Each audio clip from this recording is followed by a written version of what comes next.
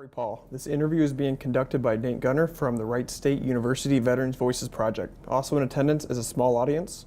This interview is being recorded at Wright State University in Discovery Room 163. It is 7:28 p.m. on November 13th, 2018. Now that we got that out of the way. Yeah, the hard part.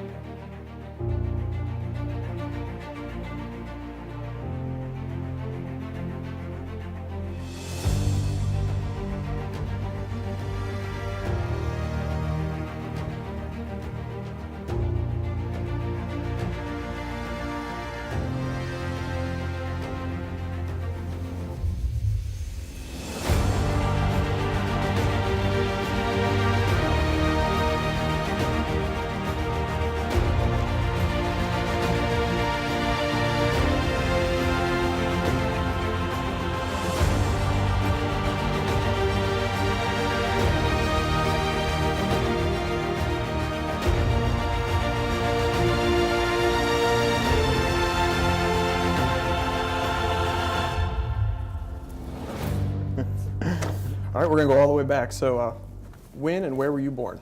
So I was born on January 23rd, 1985 in Lorain, Ohio. So that's near Cleveland, about 20 miles west of Cleveland. Okay. And your parents, their occupations, you want to talk a little about them? So my dad, his name's Jeff. He's a machinist. He's retired now, but he worked for Kirby vacuum cleaners for his entire life. That's where I get most of my work ethic, I would say, is he was a guy that always had, he was a perfect attendance for 30 years or something like that. So it was really, really something. And my mom took over my grandfather's insurance agency. So she does home insurance and auto insurance. She does my insurance. She's a good insurance agent. Yeah. Yeah. Did you have any siblings? Yeah, I do. So I have one brother and 3 sisters. I'm the oldest of 5. Okay. Yeah. Did any of them serve in the military? No. None of them? No. Okay. So before you entered the service after high school, what were you doing? Before I entered the service after high school, I went to college. I went to Ohio University. So the military really was never something in my purview. It was never something that I thought I'd be good at, or it was never something that I thought would be in my career path. So after high school, I went right to Ohio University and spent 5 years. I did a victory lap my 5th year. I loved it there. I did criminology and sociology. So those were my majors. So really enjoyed it. And really that's what spawned me getting into the military. After graduating school in 2008, having a really tough time finding a job. So I thought I wanted to be in the law enforcement realm, maybe working for the prisons, something like that. I always thought that was very interesting, but I couldn't find a job. It was really, really difficult. And so within the monster.com or within kind of those job searches, really at the bottom of every page, it was join the military, join the National Guard, we'll pay for your school, join, you know, that kind of stuff. And so that started to become a very real possibility about 6 months after I graduated, and my school loans, Sally Mae came knocking at my door and said, I need all the money that you had. So I ended up joining about 6 months after I graduated. Okay. And what did your parents think of that when you signed up? Oh, everybody was surprised. Everyone was surprised. I'll tell you. Throughout high school, throughout college, that was never really on any of the discussions. You know, after 9/11 or you know, looking at the conflicts, that was never something that I thought would be done. So I remember going to my parents, and even with my brothers and sisters around, it was some holiday or something. It was basically, oh, well, I'm gonna sign up, and you could just kind of see everybody just straight faced. What? Are you serious? You know, that was a complete surprise, and that was the really interesting piece of that whole thing. I had complete support. They were very supportive of my decision, but they were just kind of Like I remember kind of looking at me side-eyed, just going, what are you thinking? Yeah. Mm-hmm. So what branch did you end up joining then? So I joined the Army, the Ohio Army National Guard. I went to a recruiting office right down the street from my house, and that was an armory, and went to the recruiter and took the ASVAB, kind of knocked it out of the park. I was college educated at the time, and I had studied for it. I didn't really know exactly what an MOS was or what I was planning on doing. So I had pretty much the gamut of opportunities, and I wanted to stay close to home for some reason. It was kind of, that was in my mind, was, well, if I go to the armory that's right down the street, it seems right. And that armory was a combat engineer group. So so that was even more of a surprise to my family, who thought that, I might go into computers or might go into intelligence or something like that. And not to say combat engineers don't have that. It was just kind of more of that frontline kind of deal, and no one really expected that out of me. Okay. Yeah. So what was the main reason then for joining the Army out of all the branches? Was it because the Army was close? It was closest, yeah, I guess so. Okay. Yeah, right down the road. I looked at the Coast Guard at one point because I love the water. I thought I could do well there, and it seemed like their standards for tattoos and haircuts and all that kind of stuff were a little bit higher than the Army. Mm-hmm. And I have a tattoo on my wrist, and I went into the Coast Guard recruiting office a couple times, and they took this rubber band and they put it around my wrist. And like, I don't think it's gonna go. I don't think you're good. And I'm just, what? Are you kidding me? So it was a pretty big turnoff after that. And then probably another 6 months after that, I went to the Army recruiter, and they were quick to get me through. I think it was 2 weeks from me signing the paper to heading out to basic training. Okay. It was quick. So you went the enlisted route, correct? Yes. Okay. So I get that question a lot, actually. Yeah. As a college grad, kind of having the opportunity or the pathway to go officer route. And I thought long and hard about that. And one thing that I had done was I talked to my uncle who was in Korea, and I talked to a couple other people, a couple friends about what that path might look like, what officership would look like, as well as enlisted. And overwhelmingly, and no offense to officers, but they said that they respected, if you were to go the officer route, they respected their officers who were enlisted first. Mm-hmm. So I didn't put the officer track off the table. I just said, you know what, I'm going to go enlisted. I'm going to roll around the mud. I'm going to, learn the enlisted job before, and then the officer kind of stuff is already on the table sometime down the line. So I never did it.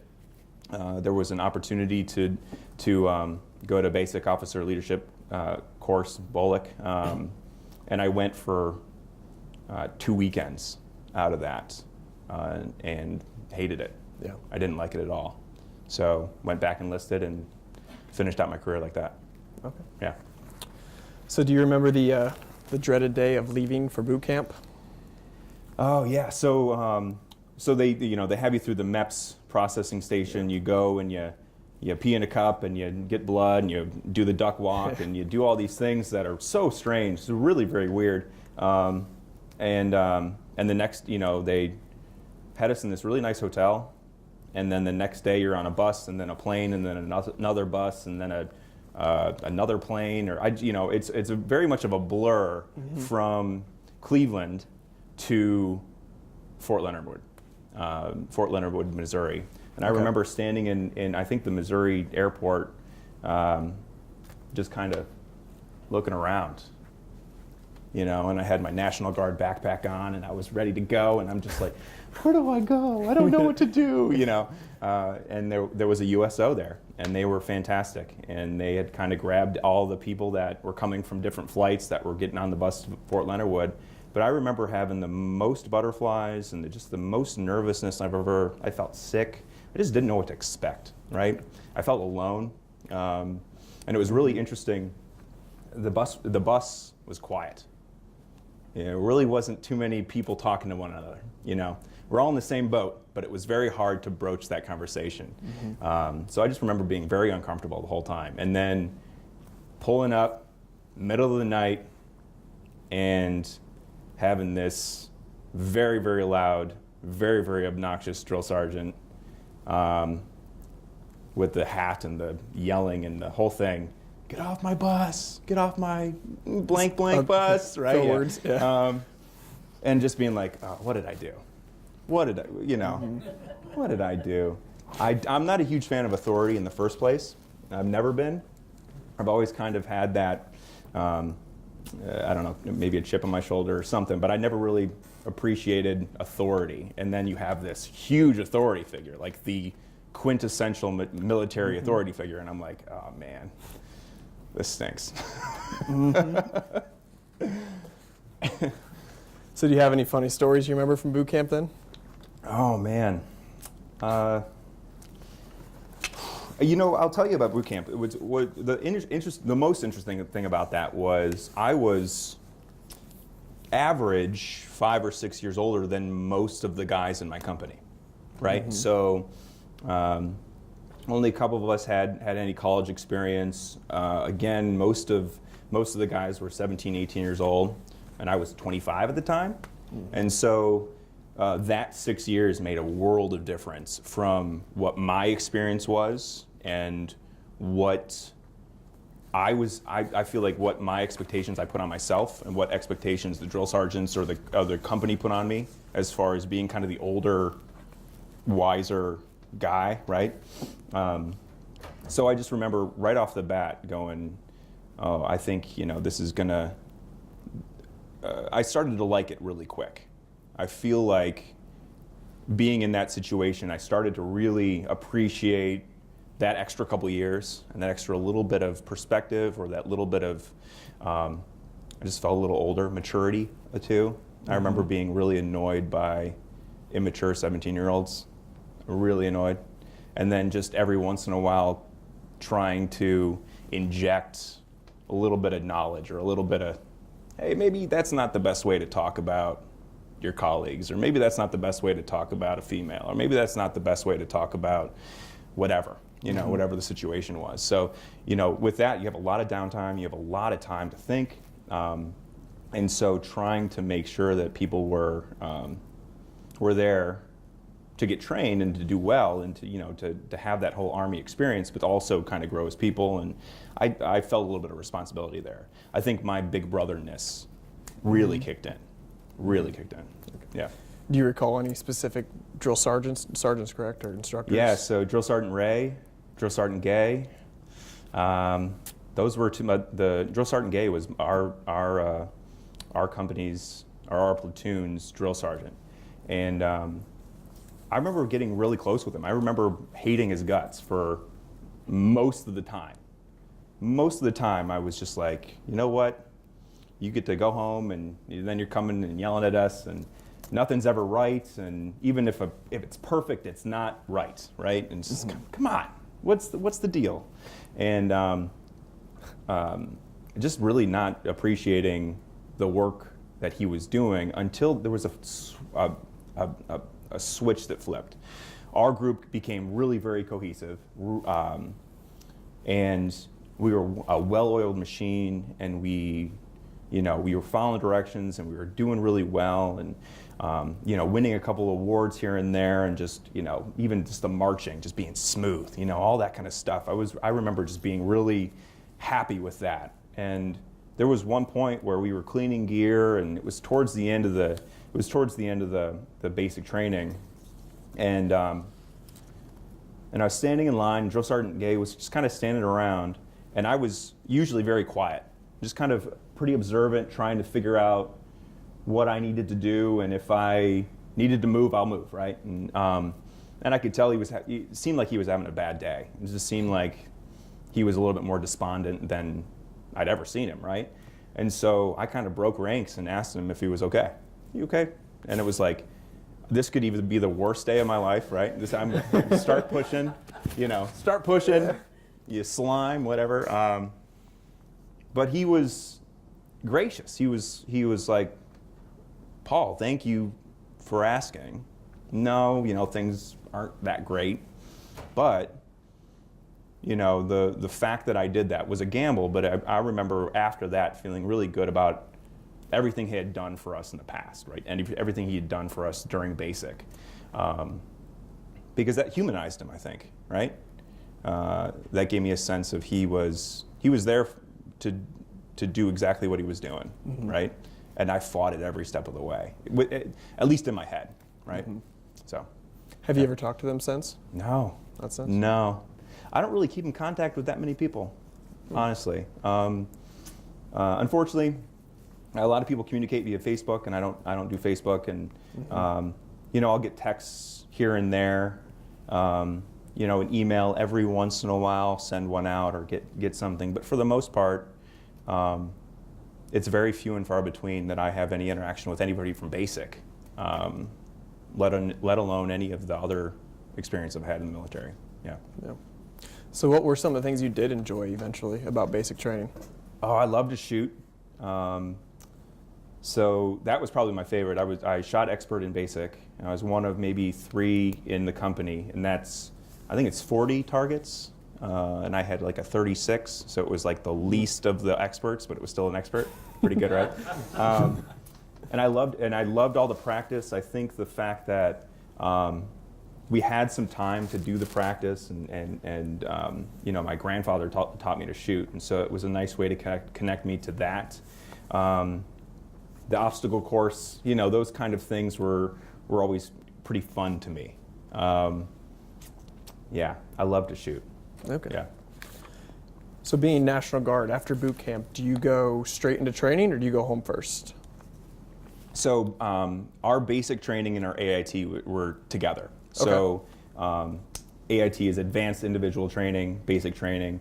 So it's pretty much split up in half. So you do basic training, where you're doing like rolling around in the mud and shooting guns and doing all the basic soldierly skills. And then really the next day there was some people moved to different bases or different things. It was like one day you're in basic, the next day you're in AIT. There was no real difference.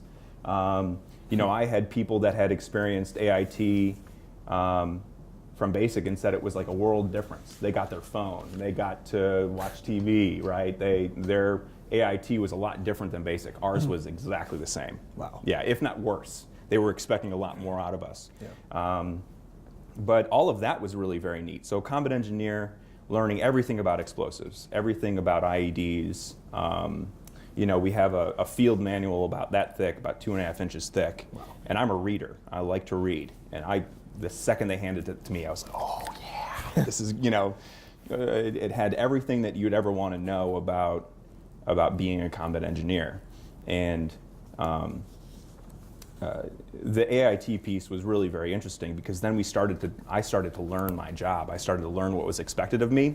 And I had not really researched it until I was there. I really didn't know what to expect that much. I was very, very unprepared for exactly what my MOS would be. Mm-hmm. Yeah. And how long was that training, the AIT? It was half of it. I can't remember like the length of it, but it was a couple months. Okay. Yeah. So after AIT, is that when you get to go home, or? Yeah. So that transition is really weird too. So you're you're in the barracks, and you graduate, and then the active duty guys would go to whatever base that they were assigned, and then the National Guards would go and spread out across the U.S. And so I remember getting home to not much. I remember being very like, what do I do now, mm-hmm. right? I didn't feel like I had that much communication from like my unit that was receiving me back from AIT. And so I remember calling my recruiter. I remember calling in the Columbus, and I remember just trying to like, hey, I got back from IIT. What do I do now? Like, I know I have to be somewhere one of these weekends. What do I do? I just remember being very confused. I felt like I might have missed something. You think that's because of how they build you up? You need to respond immediately, and you feel just you're missing out from what you're supposed to be doing. I feel like, okay, so you had, a bunch of months really subscribed. Your schedule was right there. There was somebody telling you to do something at every turn, and then there wasn't. And it was, okay, what do I do? And so I've had that experience a couple times where it was like, you have a job, you have leadership, they tell you what to do, you do it, and then repeat. And then when that's gone, that's was difficult. And so that was my first little taste of that. And it was just basically like, I know I need to be somewhere. Yeah. I know, it's just that feeling like, oh, it's Friday, like I'm missing drill. What uniform do I need? Where do I show up? What's the whole deal?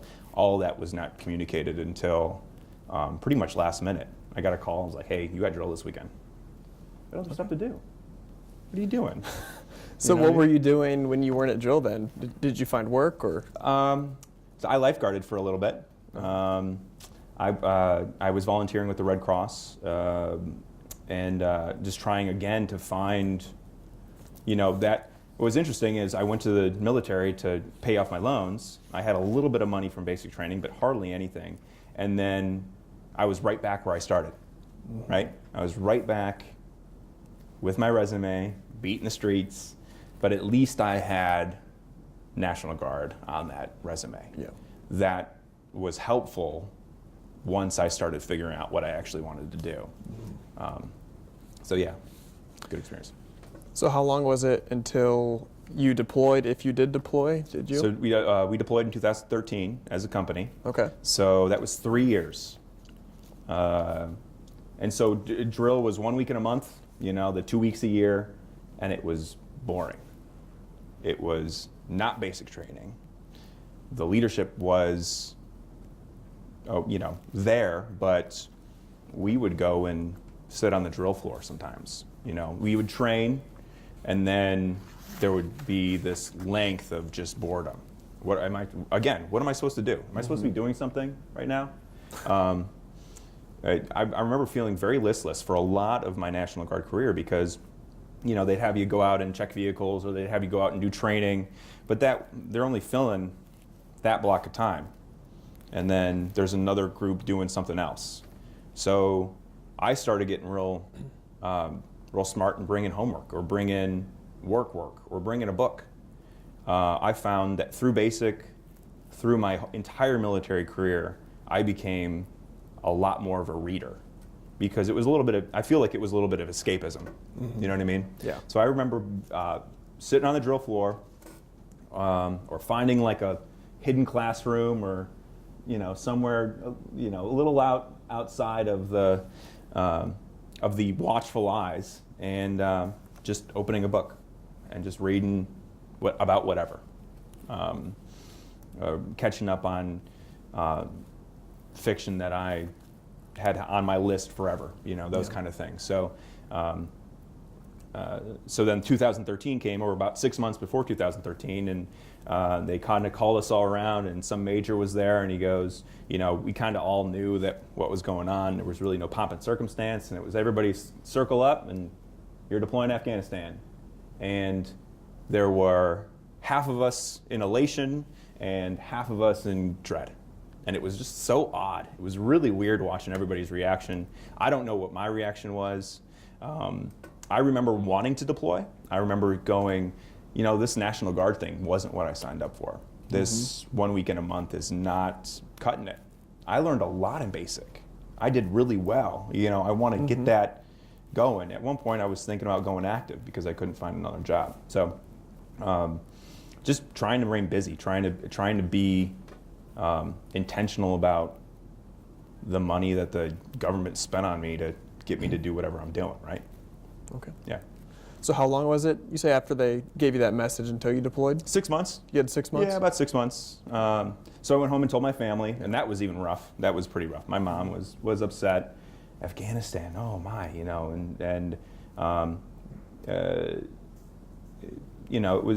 was kind of unavoidable. It was like, this is what we're doing. This is where I'm going. It's not like you can change it. There's a couple things that we need to do and do the living will, and I have to figure out my bank, and I have to get rid of my apartment, and those kind of things. But I had a little bit of time up to it. And at that point, I was working for the Red Cross in Cleveland, and I was really nervous about going to my boss and saying, I'm going to be deployed, and I'm going to be gone for a year, and don't fire me, you know. Yeah. And luckily, they were very good about it, and made sure all my paperwork was good and all that stuff was set. So that experience, like getting up to it, was very nerve-wracking. I'll tell you that I got rid of my apartment. I know some guys like leased, sublet their apartment. Got rid of my apartment.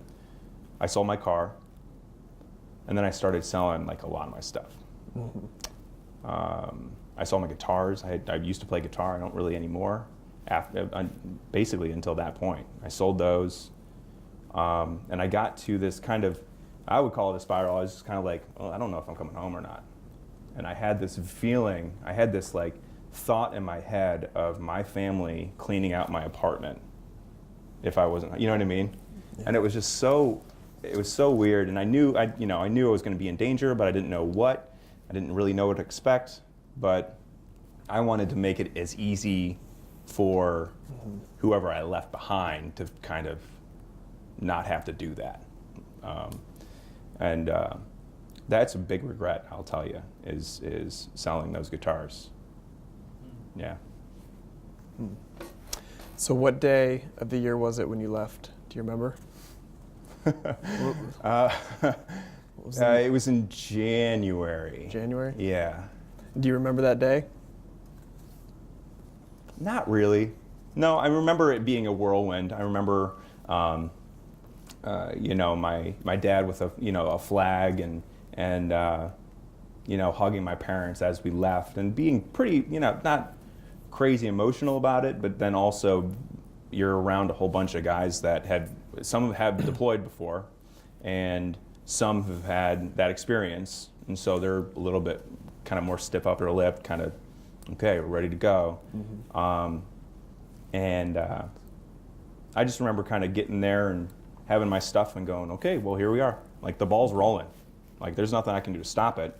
And there really wasn't anything I wanted to do to stop it. That experience was getting exciting. It wasn't as much dread as it was, oh, okay, well, I've never been on a plane like that before. I've never flown a helicopter. Okay, well, let's do that. You know what I mean? So it started to get exciting. My mind switched from dread and like, what's going to happen, and what am I leaving home until like, okay, well, let's do it. Right. And I don't know where that flipped. It was kind of the same way, kind of letting it wash over me, letting kind of the experience happen. Yeah. So where exactly did you serve in Afghanistan? A place called Kalat, Afghanistan, so Qalat.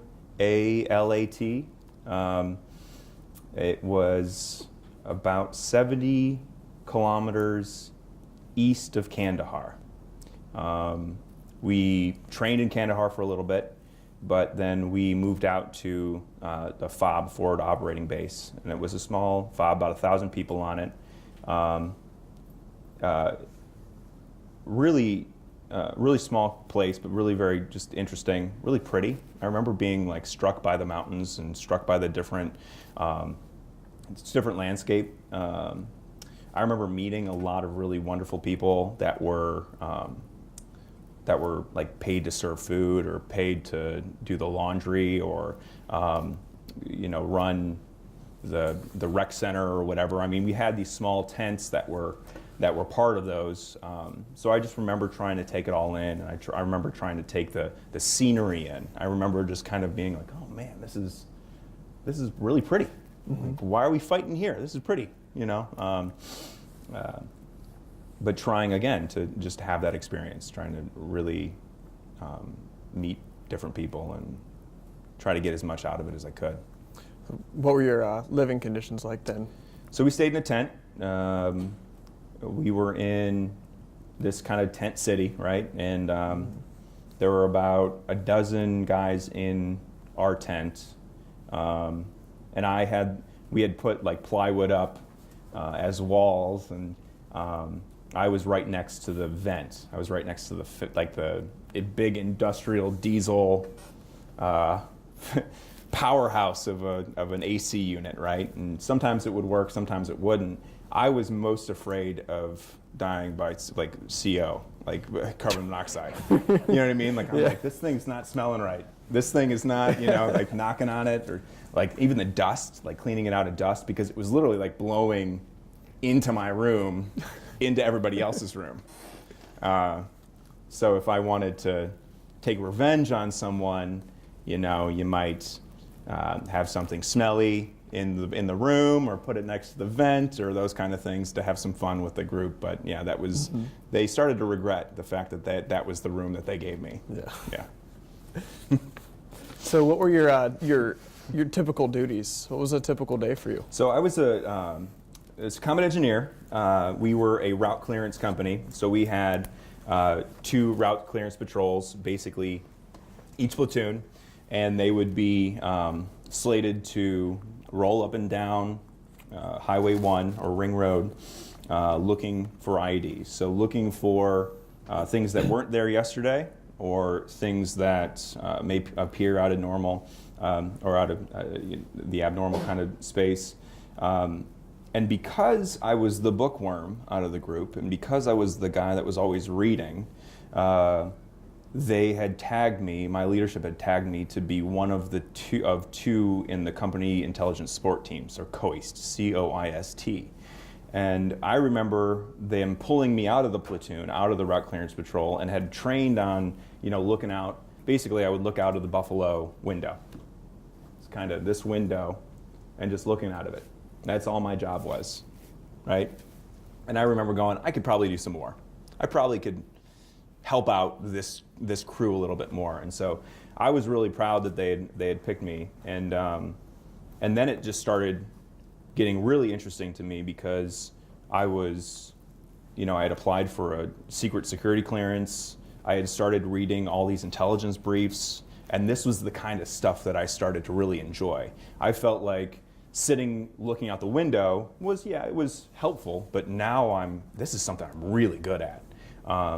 So my job would entail waking up pretty early and reading all of these intelligence briefs. So pretty much everything that would come out of Afghanistan that night or the next day, different intelligence sources, different human intelligence, so like sources that we work with, any satellite imagery, all kinds of different, drone aerial footage, and just whatever, any of the strikes or any of the troops in contact that you would see.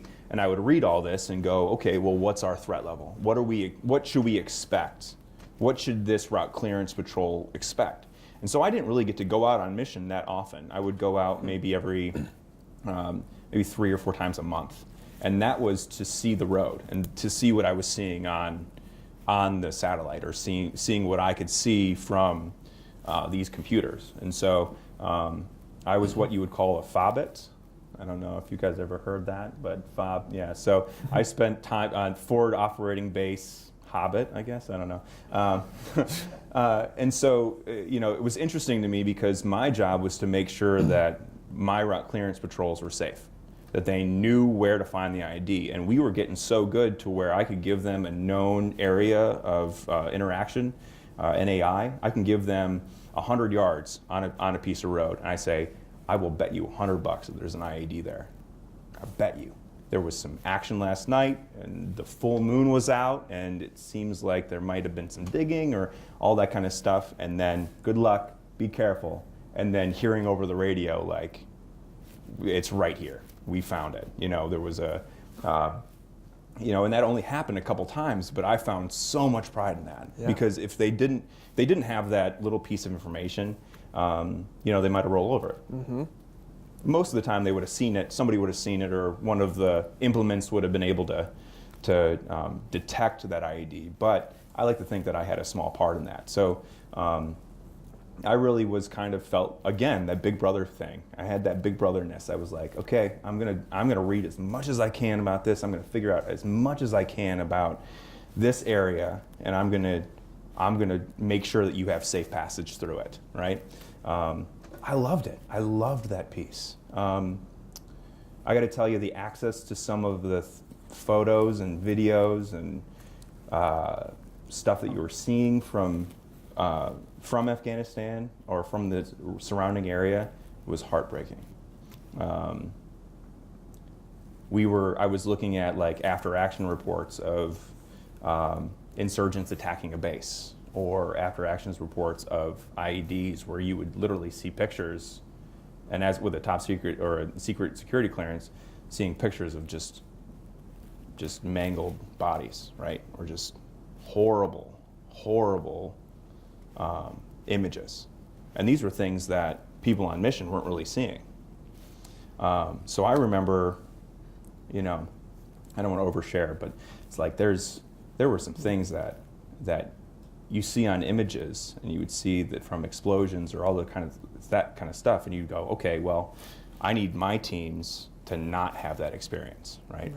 And so, again, I had that big brother piece. I felt really proud of the work that I was doing there. Mm-hmm. And there's some things that like we had that were available to us technology-wise that I'm afraid to even bring up, because I don't know if it's declassified or anything like that. So I don't really, I try not to talk about that too much. Right. I don't want the GIs, MPs coming in here and putting cuffs on me or something. Yeah. So from going from National Guard, you said you were lifeguarding at home, and then going and seeing those images. How do you learn to cope with that? Ooh, it's taken a long time. I'll tell you, every once in a while, I think about just the human hurt. We were asked to protect ourselves and coalition forces. It was very convoluted as far as what what we were allowed to do, what we weren't allowed to do, kind of the rules of engagement, right? Especially when you're looking at IEDs, or when you're looking at a situation like that, where you could say, I know that person is the trigger man. We just had an explosion, and I know that person was the one pressing the button, but there was really nothing that we could do, right? Mm-hmm. And so seeing those images and having that like that piece where you were expected to keep you and your buddy safe, but then you were also kind of hamstrung from what you were allowed and what you weren't allowed to do. I remember being very conflicted around that.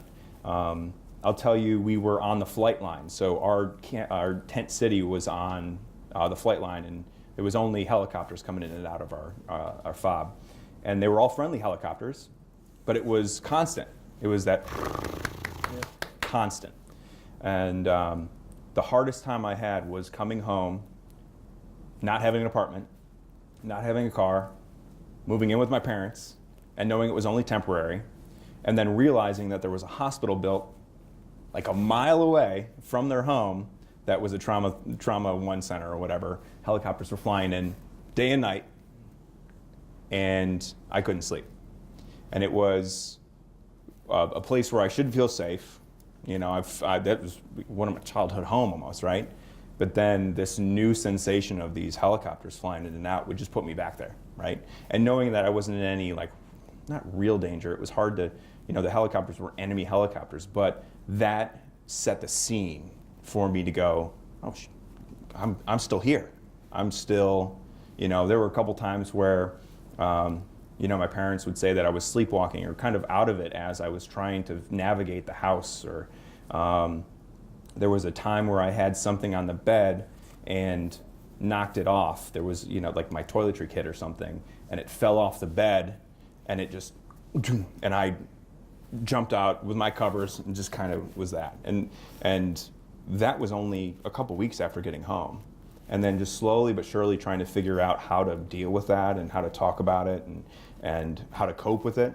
I'd say that I'm 99%, but that extra 1% I don't think will ever leave. But I find a lot of solace in being able to talk about it. I find a lot of solace in everybody else telling their story who were inspired by, hopefully, maybe a part of my story. You know what I mean? Mm-hmm. So. So you say you were only out 3 to 4 times a month usually when you're deployed. Did you witness any combat then in any of those missions? No, so I did not get a combat action badge. We had a couple finds. So we would find, smaller IEDs. And at this point in 2013, in the area that we were seeing that we had made some progress. The bomb makers weren't making the really big bombs, or the ones that we were finding were a little bit smaller, and we had really crazy technology. Our vehicles were boats, up armored steel boats. There were times where we got shot at and we didn't even know, right? You'd hear this like clink. Like, oh, did we just get shot at? That kind of thing. So that was either I hadn't had experience, but that was kind of stories that those who were on every day, and that was interesting too. Was trying to make sure that I was viewed as a valuable part of the team, and still not going out. So there were a couple times where guys would go, oh well, you're just sitting at your computer playing Tetris or whatever. You know what I mean? It's like, no man, I'm trying to figure out how to not get you killed, right? And so trying to have to figure that out was a little rough for me. Mm-hmm. Did you build a lot of good friendships because of the importance of your job, kind of that brotherhood you had to look out for each other? I will tell you that my experience with giving those intel briefs and things like that felt isolating to me. I did have some good friends. There were, we would play volleyball, and there were teams that we'd have, and the guys in my tent were all friendly. But there was some sort of mental block. There was some sort of division between the two, and I don't know whether it was something that I was putting up or something that they were putting up. But I didn't really feel that close with anybody. Yeah. How did you feel going home then? What was going through your head? I was excited to come home, but again, I was very. I didn't want to do civilian work anymore. Mm-hmm. I was looking at contracting. I kind of wanted to stay in Afghanistan by that time. I was really afraid of coming home and emailing and saying polite things over the phone, answering the phone and hello, instead of what do you want? Yeah. Or there's a couple expletives in there. But I can't do that in my daily life, right? I can't answer the phone like I want to, or I can't send an email like I would when I was overseas. And I'll tell you, you have a choice of how long you have before you go back to work. And I took the maximum amount. I took 90 days from when I got home. And I spent some deployment money, and I went on vacation. I went to Hawaii. I volunteered. I did all kinds of cool stuff. I was enjoying my semi-retired 90 days extravaganza, where I had a lot of whiskey and I had a lot of fun. I was really enjoying myself. I was going out a lot, and just seeing friends and telling stories and just kind of celebrating. I made it home, trying to figure out the apartment things and stuff like that. But when I got back to work, that was the rough part, because then I started being like, my leadership isn't my old leadership, and I can't talk to these people the way I used to talk, and that isn't vibing.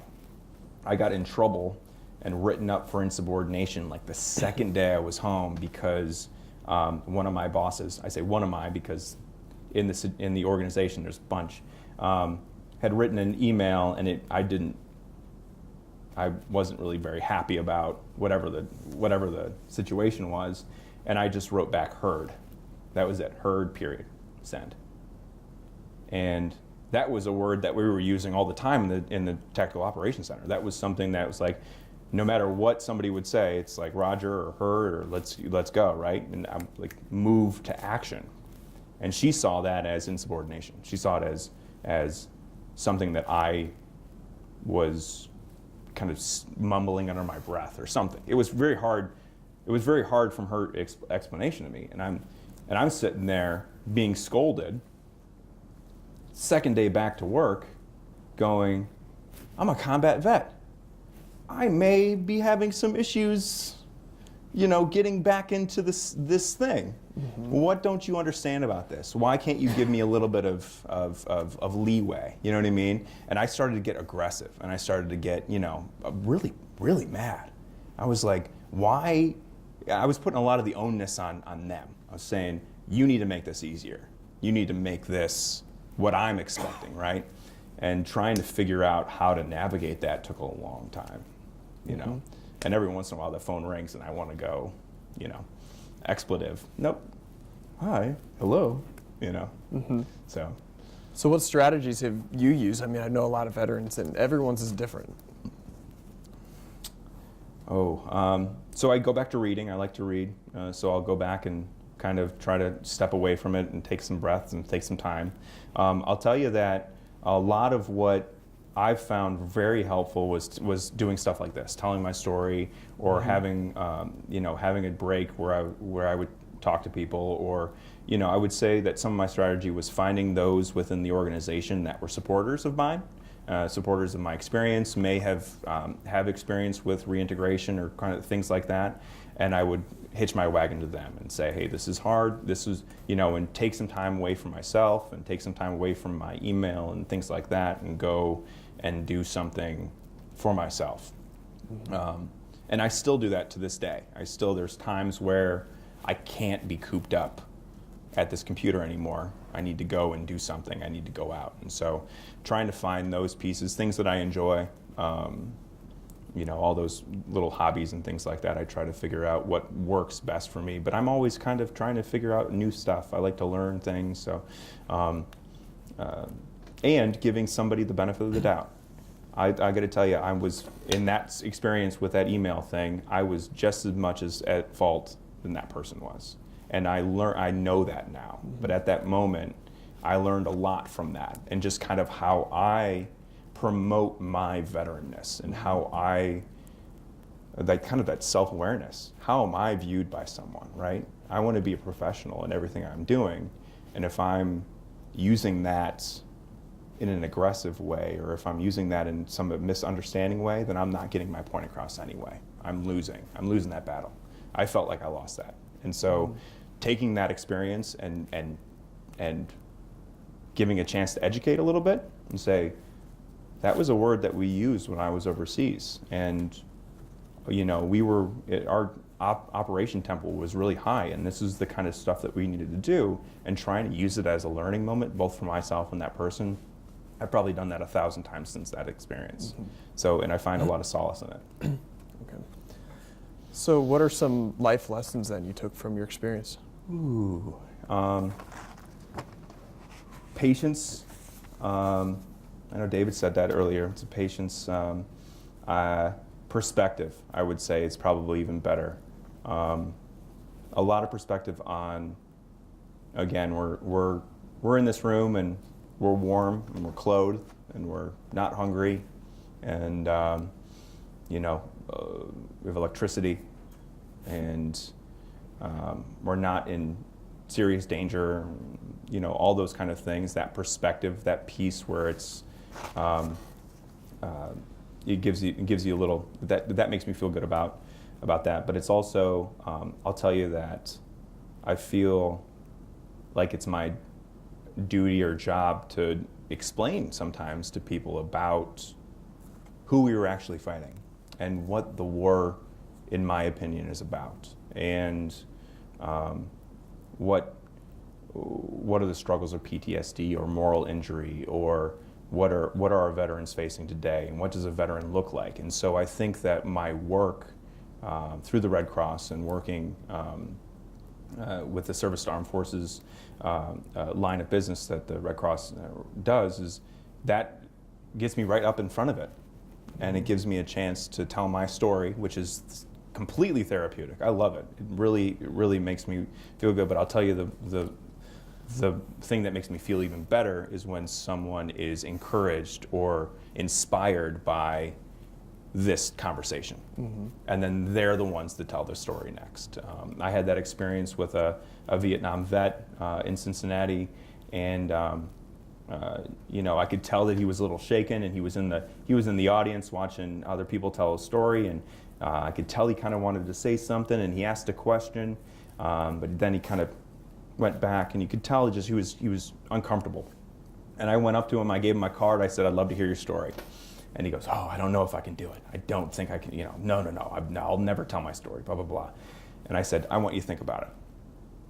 Just take some time. Here's my card, call me, don't call me. And then 2 weeks later, he called me, he says, you know what, I think I want to do that. And I'll tell you, 3 weeks later, or a couple months later, he told his story. It was so compelling. And you could tell that there was this catharsis. He was just like, this weight off of his shoulders just went. And that's how I feel a lot when I tell the story. But that was so inspirational that he would be willing to tell his story, something that was painful to him, in front of his family. So he was looking at his family, and he had this, and it was just, there was a change. He was an inch taller after that talk. It was so cool. And so, if someone's hearing this, or if somebody in the audience or whatever is inspired or interested in telling their story, or asking their friends or family, or asking someone that they know something like that, those questions, that's where I find the best piece of what we're doing here today. Okay. Yeah. With this being stored in the Library of Congress, is there anything you want to say to future generations who might be considering serving? So when it was said that you could search the transcripts and things like that, I was trying to think of words that may not be like searchable, like trying to find, things like, what would be a word that I could just throw in here that I could search or tell my grandkids to search and they would find it, but I'm not going to, I haven't thought of anything. I'll tell you that being informed about our conflicts and taking the time to learn the history and the why, instead of just the overarching piece, the conflict, the whatever it is. I'm not in the political sense, but I would say that educating yourself on how things like this are shaking out, and how Afghanistan is a crazy long war, and I don't see it as an end to it, and it's scary. And knowing that most of the time the Afghan people weren't the ones creating the violence. It was the insurgency. It was people from different countries trying to destabilize, including, but not limited to, a bunch of different countries. And so, looking at the coalition forces, looking at who the insurgents are, and trying to understand the actual conflict and the things around it, there's plenty of books out there to read about that piece instead of just the overarching conflict. I think if you understand it, you understand the people, you understand what we're trying to do, or what we've tried to do there, what we're trying to do there, may give you a sense of maybe a sense of what veterans returning have to deal with. Because again, I feel like personally I saved some lives from the work that I did, but one of my struggles is I don't feel like we made a huge impact. I don't feel like we did anything that changed Afghanistan, right? And that's hard. It's hard to figure out. When you're looking at other wars, you're looking at past wars, you had a uniform and you're fighting the guy with a different uniform. This is completely different. Mm-hmm. And so trying to educate yourself on the difficulties of it, or the little intricacies of it, I would say that you would gain some value about what our veterans today are dealing with, for sure. Mm-hmm. Is there anything else you'd like to add that we haven't discussed then? No. Nothing? Thank you. Thank you for your I service. really appreciate it. Thank you for doing this. Yeah. Appreciate it. Thank you. Thanks to everybody. Yes. Yeah.